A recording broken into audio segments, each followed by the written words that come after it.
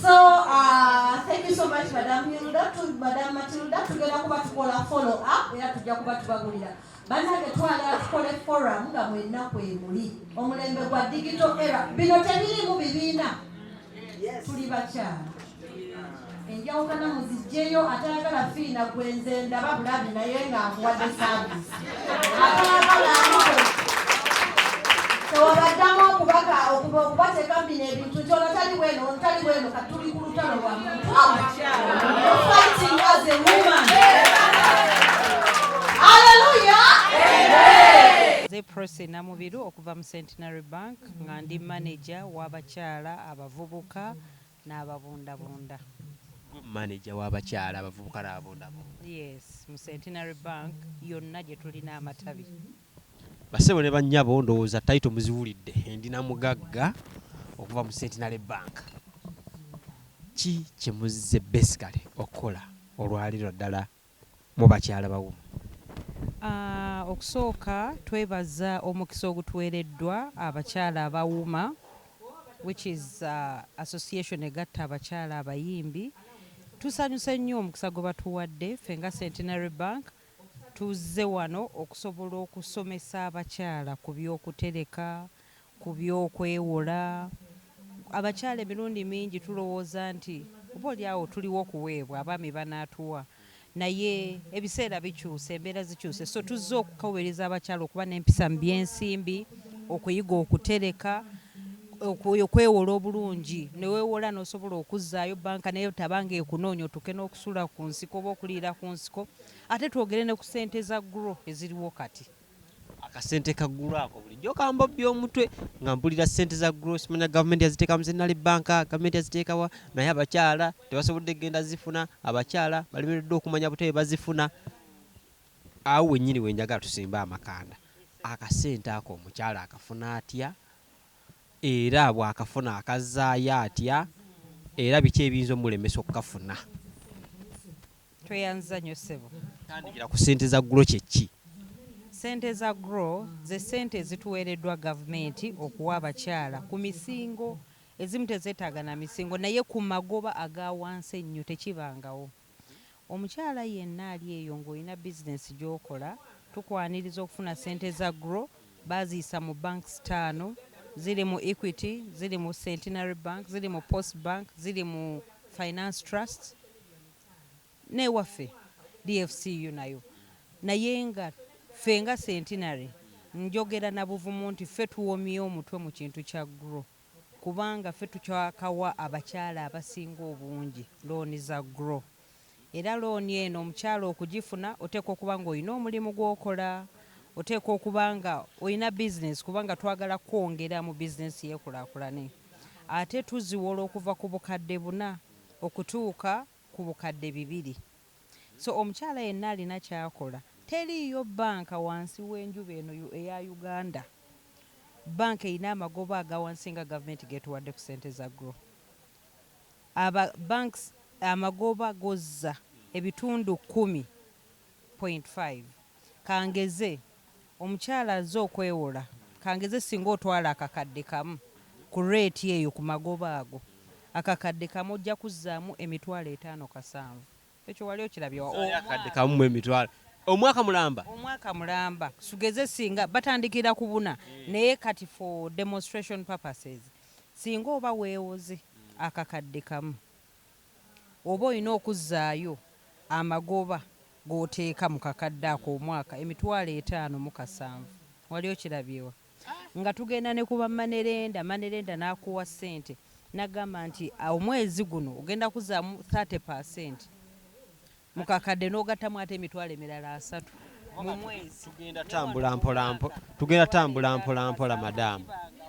Omukyala tutandike ku mukyala talina akawunti naye alina omulimu atandika atya?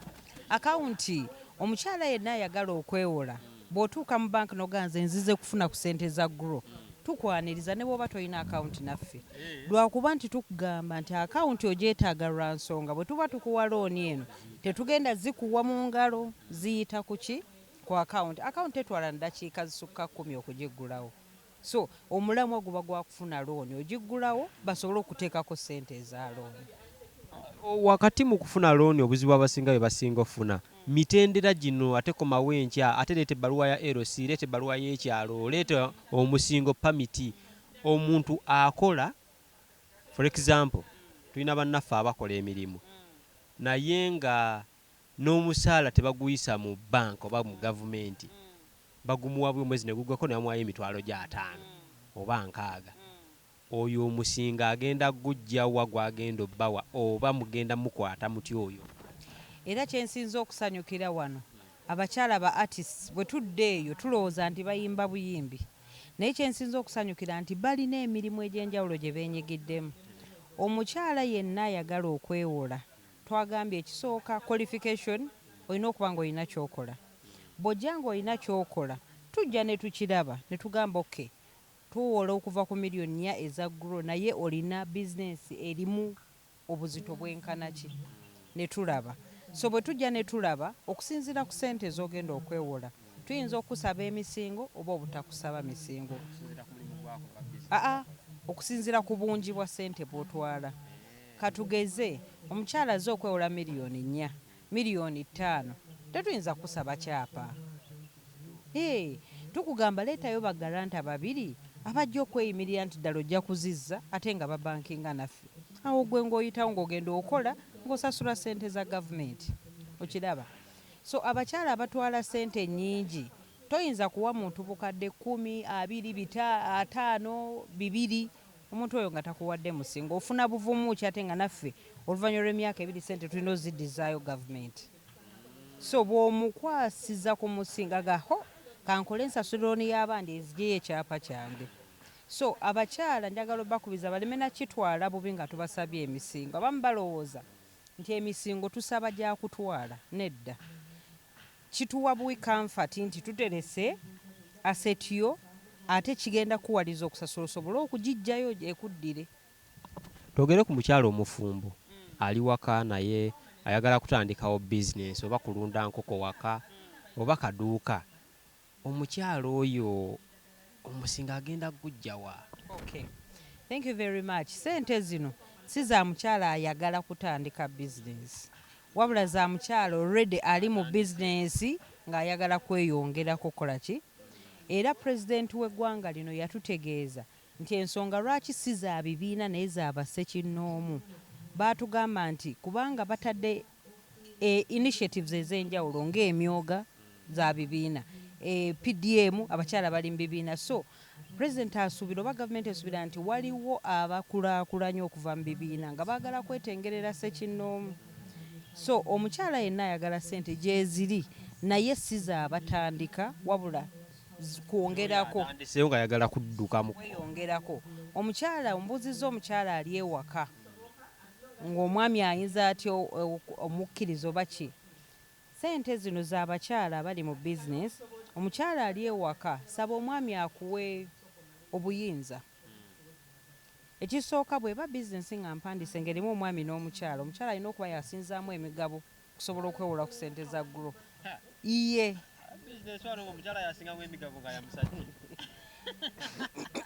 Nedda ebeera y'ababiri.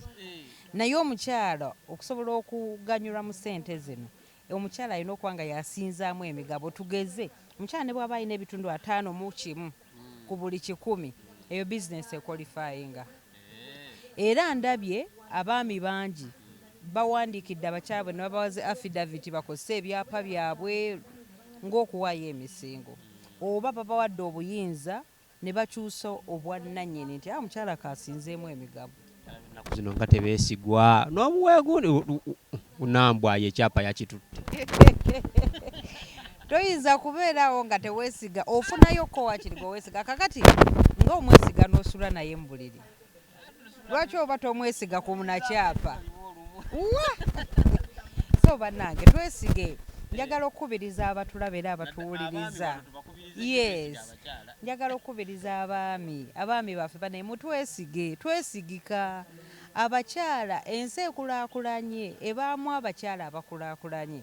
Kubanga omukyala mu butonde bwaffe tulowooza nnyo ku baami, tulowooza nnyo ku bakyala baffe. So ate omwami oyinza okulowooza ku mukyala omulala, ekyo kya bulijjo. Naye tusaba tukwasize wamu mu kintu kino, muleke kutunuulira abakyala ng'abagenda okubeera threat olw'okuba bafunye ssente zino. Era ssente zino zireme kwawula maka, naye ssente tuzikozesa okukola ki? Okwekulaakulanya. Abakyala mubawe mandate bakozese n'ebyapa byammwe kubanga bakola bwa bulungi bwaffe ffenna awamu ng'amaka. Ya comment ogedde ku kyapa mufunye buzibu ki wakati mu kuwa abantu bano ssente kuba abakyala abasinga abadde bagamba nti nno tebamanyi bulungi bintu bino bwe bikola, mulagajjaddemu nnyo mu ku advertising ekintu kino bakitegeere bulungi. Mulina obuzibu mufunyeko wakati mu bakyala bano kufuna ssente? Tetulina buzibu bwe twasanze bakyala mu kufuna ssente kubanga ekyamazima abakyala tulina bingi. Kati ffe mu bank, mu Centenary bank tuweza bakasoma bawera miliyoni 3 naye nga ku abo miliyoni 1.3 bakyala. Era tutera okukozesa programs nga kaliisoliiso, ne tugenda ne ku bizindaalo, ne tukozesa ne platforms oba emikutu egy'enjawulo. Kati leero tuli wano n'abakyala bawuma abayimbi. Oba oli awo singa tubadde tetugenda nnyo mu bantu tetwandibadde wano. So tufuuba nnyo okugenda eri abakyala tubasomese ku ssente za GROW, ate kati tukendeezezzaamuko lwa nsonga ssente zino tuzifuna mu bitundu. Kati tufuna ne tuzigaba mu nnaku 10 oba 3 ne ziggwawo ne tufuna endala. Kakati bw'obanga oyise nnyo ate bwe tweyambisa ennyo emikutu tulange nnyo nnyo, abakyala bajja kunyiiga. So ssente tuzirina era twagala gamba abakyala bali eyo abamu manyi mutego kwamuliddeko ssente ezaweddeyo teziriiyo. Tusuubira ne leero tusuubira n'endala ate ezisinga ne ze twasooka okufuna. So gwe omukyala ali eyo toggwamu ssuubi, genda otandike ku process. Ssente bwe ziggwawo tufuna endala, zikusange ng'oli mwetegefu, omukisa gutomera yeetegese. Abaziteko bazizizza bulungi because ssente zitwala abantu abonga nga tebamanyi kuzaayo ssente, kino buvunaanyizibwa bwazo, abamu tetumanyi kusasula mabanja. Kati twatandika okugaba ssente za September nga 3, ekitegeeza October nga 3 omuntu eyasooka okutwala lwe yatandise okusasula. Tetunnafunawo buzibu mu mwezi ogw'omukyala atasasudde, bonna basasudde. Twala ssente zino mumwayoko ka periodi nti nno for example zitutte mu guno omwezi twalayo emyezi nga 3 because bwe beera zitadde mu business ebyati nabakonziza amagoba oba oluzitwala omwezi gujja oti natandikirawo. Kakati omukyala yenna ali mu business tukusuubira nti business already ebadde etambula, bw'otwala osasulirawo omwezi oguddako. So ate omukyala ali mu by'obulimi ajja kwetaaga grace period. Kangeze omukyala agenda kugula broilers, obuguze bwa 1 day. Tukulinda paka wonootunda olyoka osasule. Agenda okugira layers, bwe zibiika then sasula looni. Kibalambusiza business zino muzirabe. Omukyala ali mu bulimi ogenda kulima bijanjaalo bitwala myezi 3 oba 4, tukulinda paka w'okungula. So grace period tugiwa okusinga abali mu by'obulimi. So ate abali mu business eya bulijjo bo batandikirawo omwezi oguddako okusasula. Ebigambo bya magezi nnyo. Abasajja obawa bubaka ki nga bakyuzinga abakyala? Kuba abasajja abasinga abamu baavuwadde olw'abakyala bye bafunye, abalala ne bagaggawala olw'abakyala bye bafuna. Obuzibu buno tulina abavubuka bwe tulina bwakufuna muntu omutuufu. Muntu omutuufu omulaba otya? Ekyo nno ekibuuzo kizibu kubanga buli omu alina obutuufu bwe n'obukyamu bwe. However, advice gye nyiza okuwa abavubuka naddala abakyanoonya, tunuulira omukyala gw'olaba nti ono anaakutwala mu maaso. Totunuulira beauty kuba efeedinga. Ojja kutunula akabi naye kyakaserebende. Ojja kutunulira eriiso afuna accident liveemu. Look at other intrinsic factors. Ebyobugagga byoliwo mu industry namwe mwenna mubirabye. Abasinga baliko byabwe bafunye batya, but leaving out people, they're just using them. Naye nendabanga abakyala, we are losing out the opportunities nyingi zijje. Government ewadde priority to the women, initiatives zize za abakyala, but creative sector is nowhere to be scene. So nensalawo nempita abakyala tweyambe regardless of the association oba ovaawa ekikulu oli mukyala olina amabeere abiri, you were entitled to be part of this meeting. Why?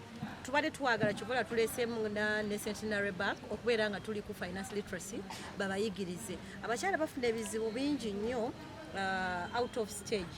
Abasinga bafuna amanya, tebamanyi ngeri gye bakuuma mu bulamu bwabwe, tebamanyi ngeri gye bakuumamu sente. Ogenda okwesanga nti amaze a long period of time nga takyasoboka, temumutegeera. Ab'ekika babagamba bugambi gundi yalwadde naye nga yaliko.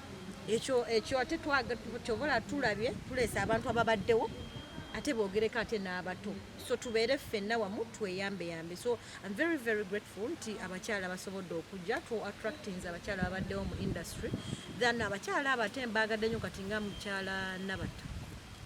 Omukyala oyo abasinga abayimbi abakyala tebamumanyi, naye ate bw'oleeta omukyala n'omuteeka ku ttebo wano n'ayogera olulimi, ebiseera ebisinga industry yaffe everyone can become a superstar in a blink of an eye, naye tebafuna kwogera n'abantu. So bwe tubeera n'abantu ng'abo nga rubbing shoulders with other elders, omanyi awaddugala edisoli omukulu awaddugala wakola ki walaba, then nabo bennyini bwayogera, people need people to talk to. Basanze omukyala ng'oyo n'amubuuliramu ku buzibu. Ekirala mu bulamu bwonna abakyala ba industry tetumeetingangako wadde n'olunaku n'olumu. Today I'm very very happy for the first time tuzze ne tukuŋŋaana nga abakyala ate era kati tutandise. Kyenjagala okubeera nga abakyala mbateekamu bakolere wamu benyumiririze mu kubeera abakyala, bamanye nti bakozi, they are workers. Omanyi bw'obeera mukozi kitegeeza olina omulimu gwa art ogwa creative sector mulimu. So tulina okubeera nga we are the female workers in the creative sector. So tulina okubeera nga tuli wamu tweyambe. Mu kino ekintu kye tukoze twagala tubeere nga abakyala tukwatagana, twogeddeko ku policies. Abantu bagenda ne balwala ne babeera nga bakubira bukubizi bantu nti mujja ono mumujjanjabi biki bikyokka nga yaliko muyimbi. So we tubeera wamu bwe kennyini weekolere policy eyo ey'okubanga eyambayamba obulamu bwo. Then saving, abasinga balina poor saving culture. Tusazeewo ffe nga ffe abakyala tusobola okuddira ne tubeera nga buli omu asavinga kyasobodde on weekly basis. Tuzeegabira omwaka gukoze eki gugwako, era gye tubeera ne meet and greet party yaffe ng'abakyala, buli omu naaba nga alina kyasavinze throughout the year. Tulina ebintu bingi nnyo, tujja kugulawo account yaffe ng'abakyala. Wekyoba omanya regardless of any association oba what oba, as long as you have two breasts and you are a woman, you are entitled to be part of this fraternity. Tubeere nga tutambulwamu ng'abakyala. Abalimi beekuŋŋaanya ng'abakyala, bani abali mu legal beekuŋŋaanya ng'abakyala. Why us? Why not us abali mu creative sector? Kyobola bulabe abantu banjawulo abamu bavudde mu bibiina birala, Nina Rose, Jackie, Carol na bulime abakadongo kamu, fenna tufunye ne aba gospel fraternity mukyala Namaganda. Kati ng'omukyala oyo bw'abeera ali kumpi n'abakyala abalala, ye mukyala gwendaba nga gwosobola otuula n'onyumizaako ku kintu because ate ye grooming yebadde nnungi. So it's all about bringing women together in the creative sector. Twekulaakulanye. The way they empower other people is the same way we want to empower the women workers in the creative sector.